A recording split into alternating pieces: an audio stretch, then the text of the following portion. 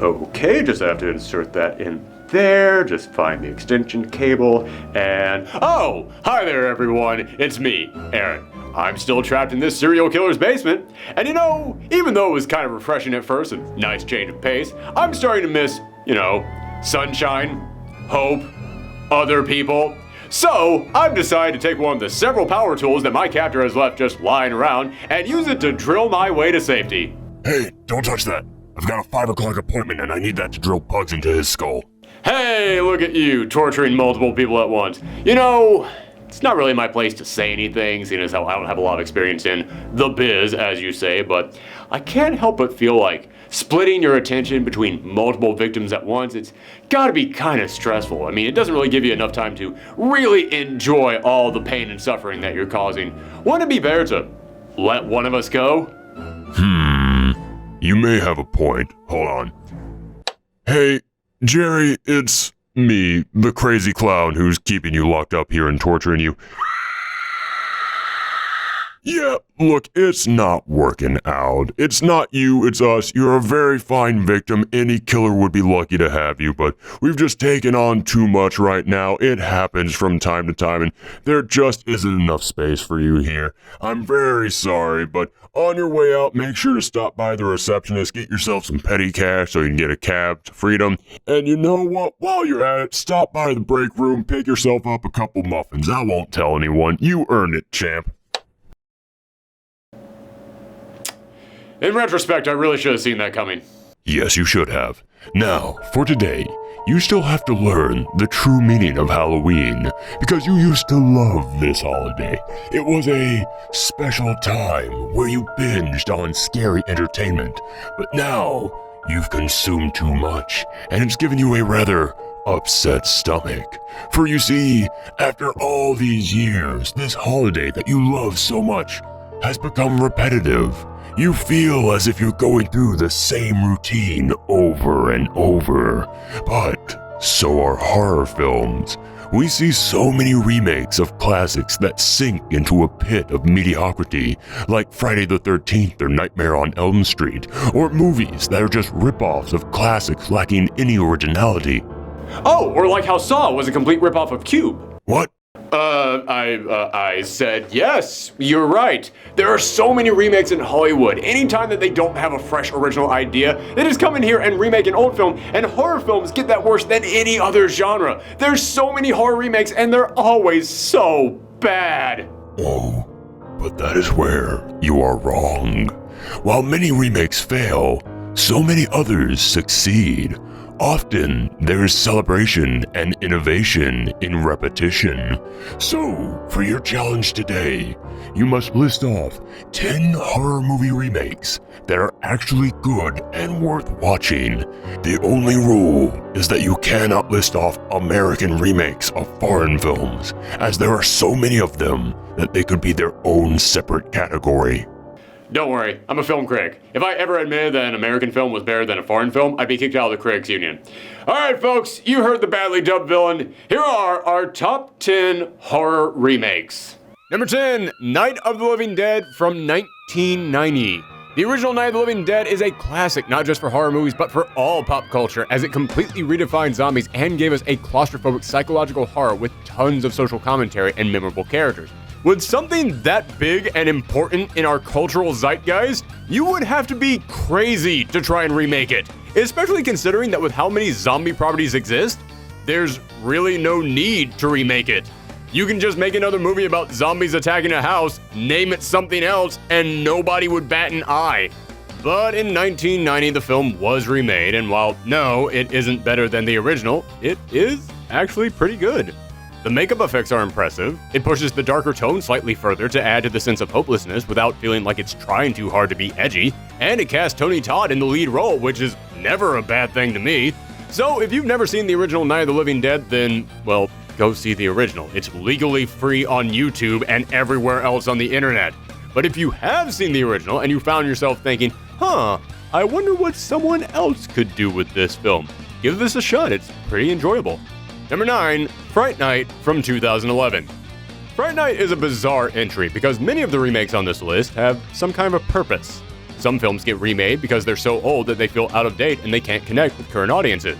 But Fright Night was based on an 80s film that still totally holds up and was made at a time when 80s nostalgia was at a high. Some films get remade because the original was so unknown that this is a second opportunity to introduce audiences to the premise. But the original Fright Night is still incredibly popular. Everyone knows about. And some remakes attempt to take the original premise and do something completely different with it or reimagine it in a way that gives it some originality. Not Fright Night. This is literally just the original Fright Night in a new decade. And yet, it still makes the list for one reason. It's pretty darn good. Yeah, sometimes you don't have to do anything different with a remake to have a reason to revisit it. Sometimes you can just say, this movie was good, we can also make a good version of it. But despite being so close to the original, this movie still did a great job of adapting the premise to a brand new decade. For example, taking Peter Vincent and turning him into a Chris Angel parody worked way better than it had any right to. But then again, that could be because David Tennant sold that role so well, but he wasn't the only one.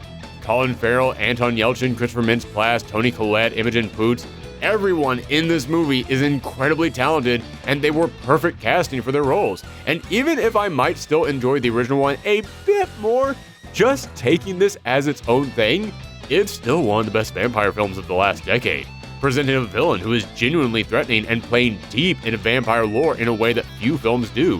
Whether you've seen the original or not, if you just want a really good vampire movie, this one will get the job done. Number 8, The Crazies from 2010. After the success of his zombie films, George Romero attempted to do something different. A movie about people turning into a crazed, mindless horde of monsters without having to come back from the dead. Yeah, The Crazies was released in 1973 and didn't exactly take the world by storm, but in 2010 the film was remade and actually did find an audience this time around. The movie was brutal with its depiction of a small town going mad from a mysterious disease, really capturing that fear of friends and neighbors turning on each other, that paranoia of an enemy being around every corner, and seeing the government coming in to contain the situation add a whole new layer to the plot that really raised the stakes on an already entertaining film. This is the first movie on this list that I can actually say isn't just good, it actually is better than the original. Number 7, Evil Dead from 2013. Often when people think of the Evil Dead franchise, they characterize it as a horror comedy, because that was certainly the direction they decided to go with in the second and third installment. However, people often forget that the original Evil Dead was meant to be a straight-up horror film, and a grotesque, maniacal, morbid horror film at that. And because of this, a lot of people criticize the Evil Dead remake for not having the comedic charm of the later films, but I'm a huge Evil Dead fan, and I have to say, I actually really like the remake because it doesn't try to be funny. I like this remake because it actually strives for the severely dark, serious tone of the original film. Because, let's be real, you're not going to outdo Sam Raimi and Bruce Campbell in the cheese department. But you can try to reach for the same tone as the first film. A film all about a group of college kids who go off to a cabin in the woods only to be haunted by demons that possess each other and the forest itself. This film took the brutal, graphic visuals and sense of isolation of the original and attempted to match it, and honestly, I think they did pretty well. But what really gives it this high is that it knew when to be different.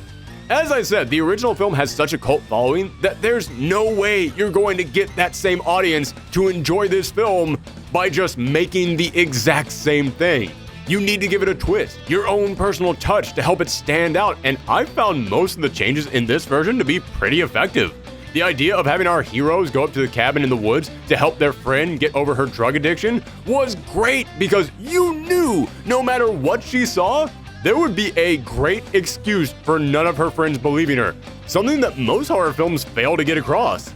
And I won't spoil it, but there is a twist at the end of this film that left me not just enjoying this as a remake, but genuinely appreciating it as its own creation. As I said, I am a huge Evil Dead fan, and while many other fans of this franchise have disowned this remake, I still invite it over to the big Deadite family reunion from time to time. Number 6, Dawn of the Dead from 2004. Dawn of the Dead, as with many remakes on this list, doesn't try so much to change the formula of the original film, still having it be a group of survivors of a zombie apocalypse trapped inside a mall. However, the message of the original film about how malls are now replacing homes and how malls provide so much for us and we're all just zombies wandering around inside them, yeah, that didn't really have the same impact on us in 2004 as it did in 1973. I mean, in 2004, you could still make that argument, and yes, this film does play around with that message, but it's no longer the driving force of this movie. So this movie took what it could from the original, namely the zombie apocalypse itself, and just went up to 11 with it. When you see the waves of zombies outside the mall so jam-packed it looks like a sea of teeth and rotting flesh, it really does give you that sense of hopelessness that few other zombie films can match.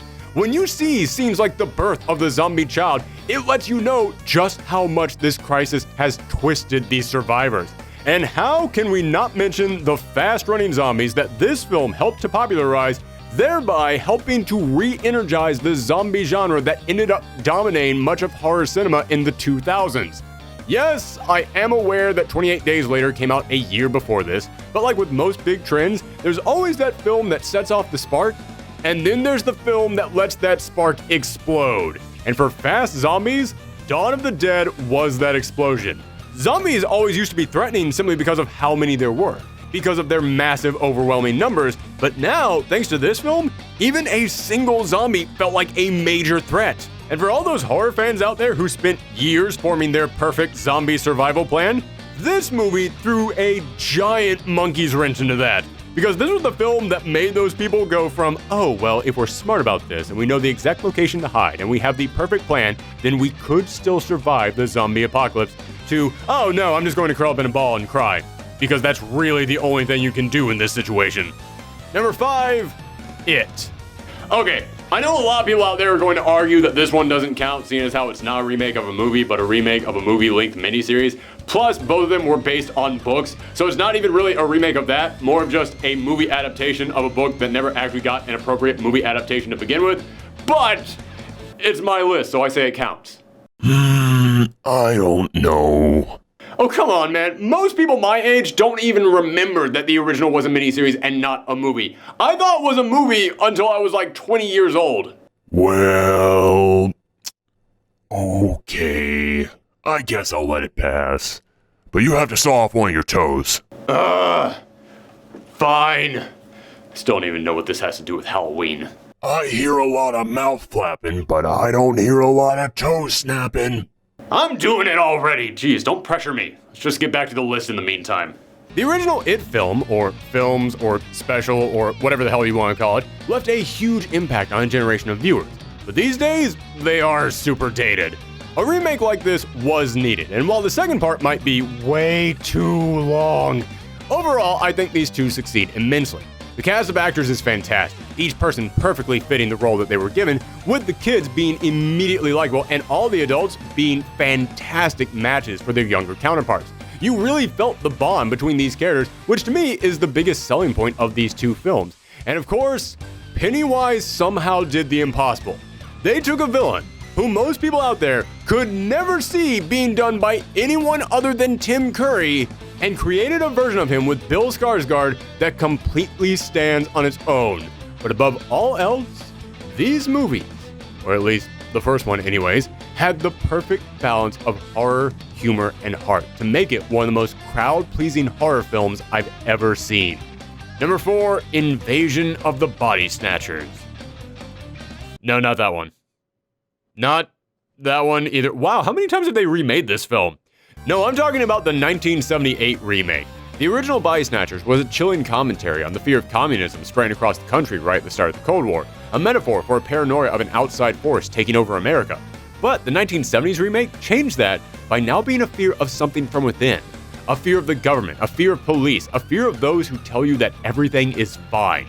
It was really hard-hitting stuff that came at a time in America's history when people were starting to question the traditional staples that they had always relied on. It also took the pacing of the original film and stretched it out to give this movie a slow burn. A suspense that crept and crawled along until it felt like you were truly surrounded by a world that was taken over. Combine that expert pacing with the all-star cast and truly nerve-wracking practical effects, and this movie is easily the superior version out of several different incarnations. Number 3, The Blob from 1988. Alright, I know I might be alone on this, but I think the 1988 Blob isn't just better than the original. I think it's one of the unsung champions of 80s horror. Nobody ever brings this movie up when they talk about 80s horror films, but it's got everything that you love about 80s movies. Likeable rebel protagonists, relatable small-town environment, crazy government secrets. I swear, it's like someone went down the checklist of all the stuff that made 80s movies great and just loaded it all into this one film. But that's not what makes it a great horror film. No, that comes down to the Blob itself. How menacing can a big pink pile of goo really be? Really damn menacing. This movie had amazing practical effects that made you terrified of the Blob as you watched it not just absorb people, but slowly dissolve them. In the original, if the Blob got you, you just disappeared into a giant jello mold. But in the remake, they made getting eaten by the Blob feel like a fate worse than death. And this movie was bold with who it killed off. In so many horror films, you can look at the cast and say, well, based on your characters and what I know about movies, I'm sure you're safe. Not here. No one is safe in this film. I constantly found myself going, well, that character's clearly going to be safe, only to have my jaw on the floor the next second. There are so many reasons why this film is great, but as I said, almost no one talks about it. So I'm telling you, go out and see The Blob. Yes, I know it's hard to take me seriously when I'm including the word blob in a sentence, but trust me, it's really good. Now, if you know anything about horror movie remakes, you can pretty much guess which two films are left. They're often celebrated as not just the two best horror movie remakes, but some of the best remakes in movie history. So the question isn't what are the top two, but what order are they in? And I have to tell you, the split between these two is razor thin. But for me, I've got to put it number 2, the 1986 David Cronenberg's The Fly. This film took the classic mad scientist film from the 1950s and made it so much more down to earth. The characters felt so real, and because of that, when you watch Seth Brundle slowly lose his body and his humanity, it hits you so much harder. This whole film is one slow burn that, thanks to the performance, was able to give the audience that fear of losing control of their own body, of having yourself slowly change and crumble away, and there's nothing you can do about. Combine that with the special effects that were so grotesque, it made you feel every strain of DNA mutating, and this film is even more of a classic than the actual classic it was based upon.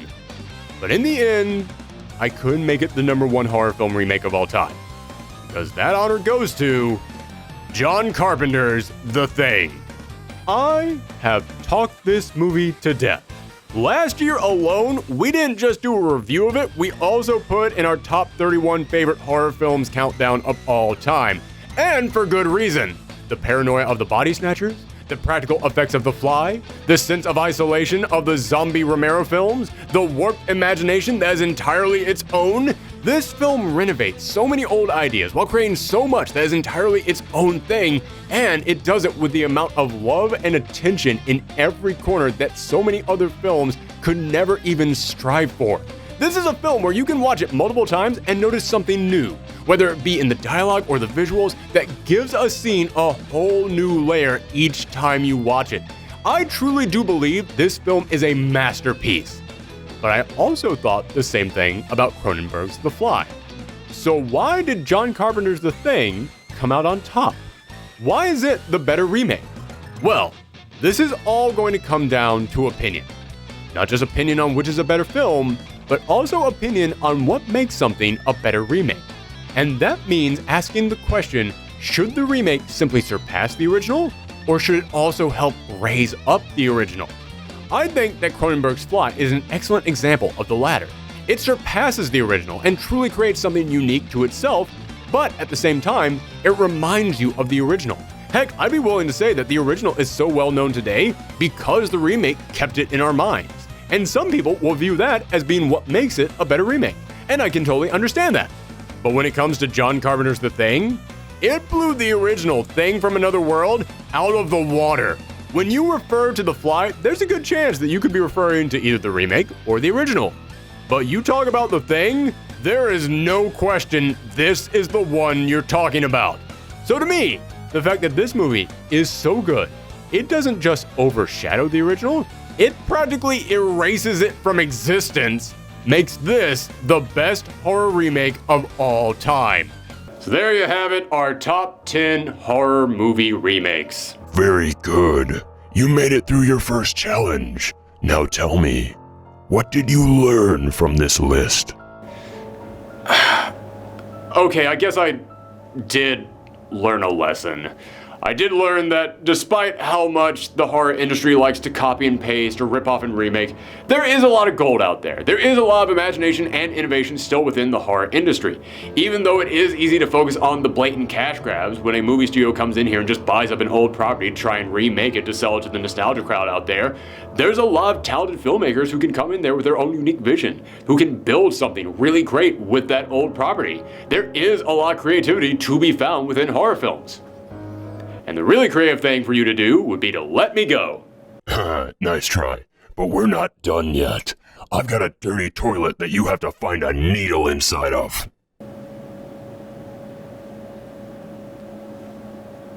Why? It's a riddle. A very smart riddle.